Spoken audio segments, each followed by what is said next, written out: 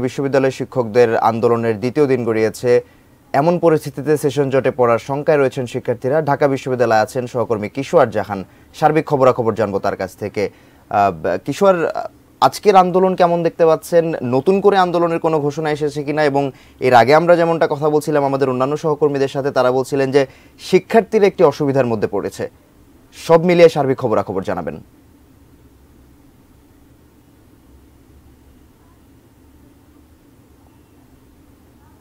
কিশোর, নিশ্চয়ই শুনতে পাচ্ছেন।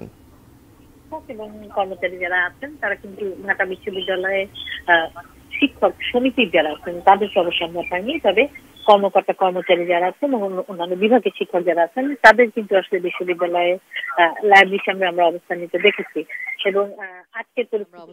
দেখেছি এবং আজকের পরিস্থিতির কথা যদি বলতে হয়, সকাল থেকে আসলে ওনারা লাইব্রেরির সামনে এসছেন এবং সেখানে আসলে উনি সাংবাদিকদের সাথে কথা বলছিলেন এবং জানাচ্ছিলেন যে ওনাদের এই কর্মসূচি কিসের জন্য।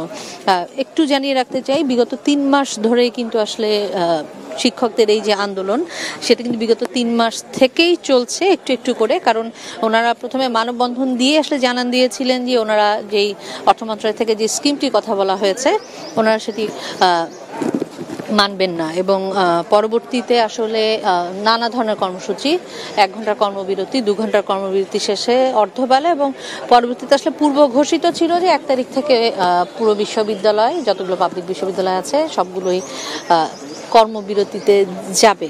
এবং বলছিলাম যে এখনের পরিস্থিতি আসলে যদি জানতে হয়, শিক্ষার্থীদের কিন্তু আমরা আসলে সকাল থেকে তেমন একটা আনাগোনা দেখিনি বিশ্ববিদ্যালয় ক্যাম্পাসে। তবে শিক্ষক এবং কর্মকর্তা কর্মচারী যারা আছেন তারা কিন্তু অবস্থান নিয়েছেন তাদের দাবি সপক্ষে।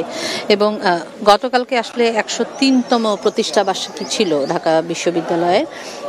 এই কর্মসূচির মধ্যে আসলে প্রতিষ্ঠাবার্ষিকী ওনারা পালন করেছেন এবং আমাদের আসলে জানার ছিল যে যেহেতু পাবলিক বিশ্ববিদ্যালয়ের শিক্ষক কর্মকর্তা কর্মচারীরা আসলে আন্দোলনে নেমেছেন, আসলে যথাযথ কর্তৃপক্ষ বা সরকার থেকে, মন্ত্রণালয় থেকে ওনাদের সাথে আসলে যোগাযোগের চেষ্টা করা হয়েছে কিনা।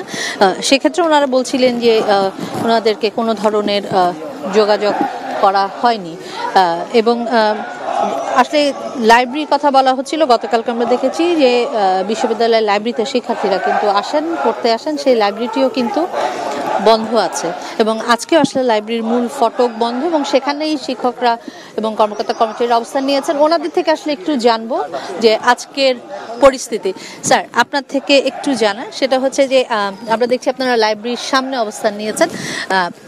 মূল কর্মসূচিটা বা আপনাদের আসলে কেউ যোগাযোগ করেছে কিনা, সার্বিক অবস্থাটা আসলে জানতে চাই, যেহেতু আপনি গতকাল থেকে আপনারা আসলে পুরো দমে আন্দোলনে নেমেছেন। জি, সার্বিক অবস্থা আমরা তো কালকেও দেখেছেন, আমরা সারাদিনই এটা করেছি এবং আমরা অবস্থান কর্মসূচি ছিল 12টা থেকে 1টা কলাভবনের মেইন গেটে, সেটা আমরা করেছি। এটি আমাদের চলবে, প্রতিদিনই থাকবে, আজকেও আছে। আর আমাদের এখানে যারা কর্মকর্তা কর্মচারী আছেন তাদেরও তো দাবি এটা। স্যার, লাইব্রেরির ক্ষেত্রে গতকালকে শিক্ষার্থীরা অনেকেই জানতেন না, তারা কিন্তু লাইব্রেরিতে এসেছেন।